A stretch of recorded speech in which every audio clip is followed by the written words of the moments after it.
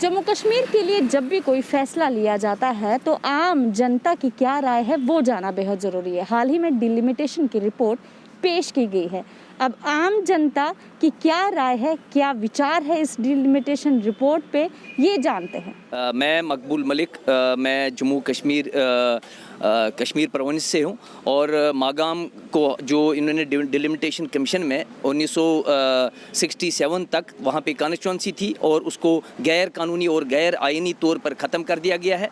और उसके साथ साथ बारामूला डिस्ट्रिक्ट के साथ इन्होंने बडगाम को मिलाया है और पुंछ राजौरी को अनंतनाग डिस्ट्रिक्ट के साथ मिलाया है। और यहाँ जिन कॉन्स्टिट्यूंसियों को उन्होंने डिलिमिटेशन रिपोर्ट का जो इब्तिदाई जो आया है, उनका जो सर्वे रिपोर्ट इब्तिदाई आया है, उसमें उन्होंने किस तरह की इसको गलत तरीके से इसको पेश किया है। और ऐसा लगता है कि ये दो लोग जो है एक ही जगह पे एसी वाले कमरे में बैठ के उन्होंने इसको डिलिमिटेशन ही नहीं बल्कि इन्होंने अपनी मन मर्जी के साथ इन वोटों को तितर बितर करके, इन लोगों को तितर बितर करके, आप चनैनी को ही देख लीजिए, 3 ऐसे बड़े तहसील है जिनको उन्होंने वहाँ से हटा के रामनगर के साथ लगाया और रामनगर को हटा के उन्होंने विजयपुर के साथ मिलाया है। और नौशेरा से लेके पुंछ राजौरी को है उन्होंने अनंतनाग के साथ मिलाया है।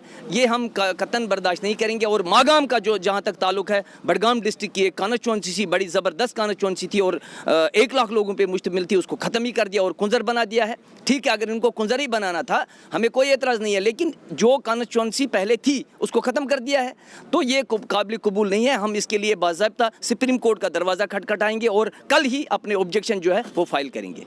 मैं अजय सिंह सानी, यूथ प्रेसिडेंट एकजुट जम्मू। मैं आपको बताना चाहता हूं कि जिस तरह ये जो डिलिमिटेशन की रिपोर्ट आई है, इससे हम बिल्कुल भी सहमत नहीं हैं। सहमत हम इसलिए नहीं हैं क्योंकि आप जानते हैं कि जिस तरह जम्मू के साथ पिछले 70 सालों से भेदभाव किया जा रहा है, अभी भी जम्मू के साथ भेदभाव हो रहा है। ऐसा कुछ भी नहीं है जिससे हमें लगे कि जम्मू के साथ आज भेदभाव नहीं किया गया। आज भी जो कश्मीर की सीटें हैं वो 46 हैं और जम्मू की सीटें 43 हैं। तो उस बिहाफ पे आज भी जो सरकार है वो कश्मीर से बनेगी और जब सरकार कश्मीर की बनेगी तो सरकार हमेशा प्रेफरेंस पहले कश्मीर को देगी, ना कि जम्मू को देगी। तो इट मीन्स हमें कोई फ़ायदा नहीं मिला। जम्मू का डोगरा जैसे पहले पिसता था, रगड़ा जाता था, आज भी जम्मू के डोगरे की वही हालत है। तो हम कहना चाहते हैं कि इस डिलिमिटेशन से हम बिल्कुल भी सहमत नहीं हैं।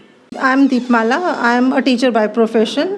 So, as you are asking me about delimitation, I am not in favor of this because मुझे ऐसा लगता है कि like it is not in favor of Jammuites. Jammu के लोगों को ध्यान में रखते हुए ऐसा कुछ नहीं किया गया है. Still after delimitation, if you see, seats are more with Kashmir and less with Jammu. And जो डिलिमिटेशन करी गई है that is on the first census जो है it is not the genuine one, it is we do not go with it. मेरा नाम रवि कुमार है, मैं PhD रिसर्च स्कॉलर हूँ और उसके साथ साथ ही सोशल एक्टिविस्ट भी हूँ. जिस तरीके से 2 दिन पहले डिलिमिटेशन कमीशन की जो रिपोर्ट आई है उसमें जो हमारी चनैनी गोल्डी कंस्टिट्यूंसी के कुछ एरियाज़ पहले ही 27 साल से रिजर्व चल रहे थे, उनको फिर से रिजर्व में डाला गया है. जैसे हमारा बरमीन का एरिया है, पंचायत सदयालता का एरिया है, उसको रामनगर के साथ इन्होंने रिजर्व कॉन्स्टिट्यूंसी में फिर से डाला है. और हम इसके लिए जो हमारा डिलिमिटेशन कमीशन है उनको जो बताना चाहते हैं कि इसको ओपन एरिया में डाला जाए, जहाँ जो पहले था चनैनी गोल्डी कॉन्स्टिट्यूंसी में, वहाँ पे ही इसको रखा जाए क्योंकि वो सीट अब ओपन हुई है. और अगर डिलिमिटेशन कमीशन इसको ओपन में नहीं डालता है तो जब वहाँ के जो यूथ है, वहाँ के लोग जो हैं वो प्रोटेस्ट करेंगे और वो धरना देने के लिए जहाँ पे भी आएंगे जम्मू में इलेक्शन कमीशन ऑफिस में. और नहीं तो जब आने वाली जो इलेक्शन होगी उसमें हमारा जो यूथ है, वहाँ की जो पब्लिक है, वो इलेक्शन को टोटली बाइकआउट करेगी और उसमें पार्टिसिपेट नहीं करेगी. देखिए, डिलिमिटेशन का सेकंड ड्राफ्ट रिपोर्ट आई है और इसमें बहुत सारी एनॉमलीज़ हैं और ऐसा लग रहा है कि जम्मू कश्मीर को कहीं ना कहीं मजहबी रंग दिया जा रहा है और इसे कम्युनल लाइंस पे डिवाइड किया जा रहा है और एक भद्दा मजाक किया जा रहा है ग्रामीण क्षेत्रों के लोगों से.